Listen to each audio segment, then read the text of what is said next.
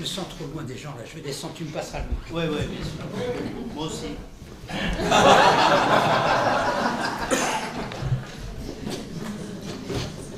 Non, parce qu'avant qu'on se sépare, ça c'est l'histoire de chanson la plus émouvante que je vivrai jamais. Tu peux jouer un peu comme ça, mais très doucement. Oui. Voilà.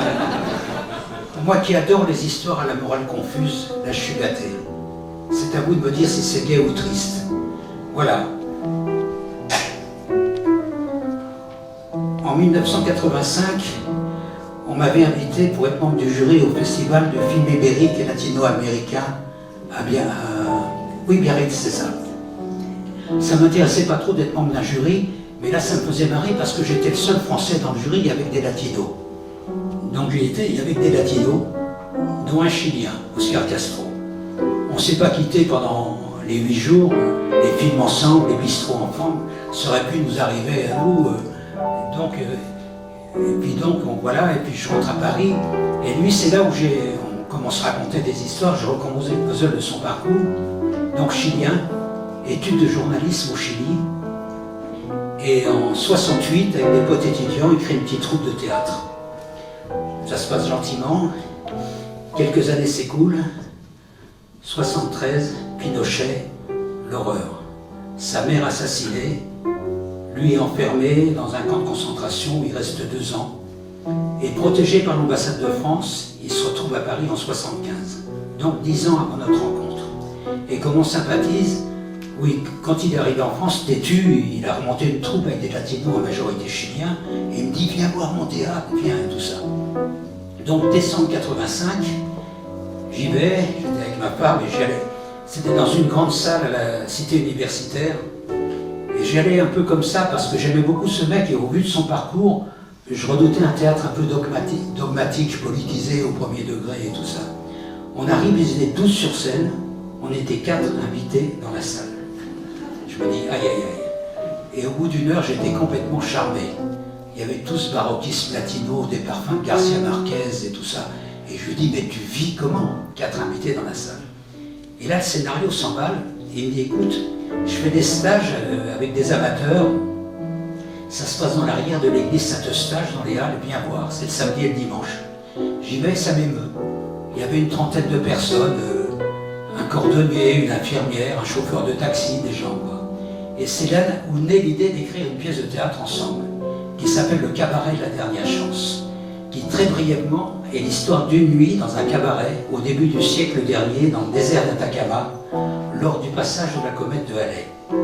Bon, moi je dis c'est l'histoire d'une nuit dans un cabaret, il y a des chansons qui vont s'inscrire dans la fiction. Et dans la pièce que j'avais vue, où on était 4 invités dans la salle, il y avait une petite dame, là je vous souhaite de la découvrir, qui s'appelle Anita Valero, qui était derrière le piano. J'ai appris plus tard que c'était la première femme d'Oscar, qu'ils avaient 2 enfants ensemble. Ils ne vivaient plus ensemble, mais c'est le clan chilien, ils étaient comme ça. Et c'est une petite dame, vous la croisez dans la rue, vous ne la remarquez pas. Et sur scène, c'est Julieta Massima puissance 10, quoi. Elle a une présence incroyable.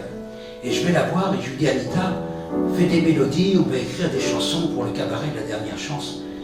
Je ne sais toujours pas aujourd'hui si c'est vrai.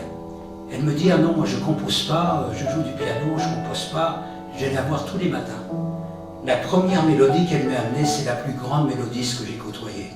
Depuis, elle ressort des mélodies comme on sort 3 € de sa poche et à chaque fois je me dis, mais pourquoi j'ai pas écrit ça, c'est magnifique. Et je fais le vœu d'amitié d'aller au Chili avec Oscar dès qu'il aurait le droit parce qu'il était sur la liste noire. Je ne sais pas si certains de vous ont ça en mémoire, 88-89, par là, Pinochet fait un référendum où il souhaite apparaître comme un président libéral. Donc il se devait d'accomplir des gestes conformes et d'amnistier tous les tricards, dont mon ami. J'entends ça à la radio, on décide de partir en 3 semaines, et au dernier moment, je me dis, mais c'est trop con de pas ramener un document. Il va retrouver son père, bon, sa mère assassinée, ok. Dieu sait si j'ai le goût de l'utopie, mais convaincre une chaîne en 3 jours, bon, un chilien. Mais j'appelle enfin c'était pas un ami, un homme qui s'appelle Louis Berriot, qui était le big boss d'Antenne 2 à l'époque, parce que Rivière souterraine, il était venu via mes potes du rugby. Ah oui, j'ai plus d'amis dans le rugby que dans le cinéma ou dans la chanson. Il était venu via mes potes du rugby voir le cabaret de la dernière chance, il était venu 2 fois. Je l'appelle bouteille à la mer, comme ça, il me répond tout de suite, ce qui est rare en France.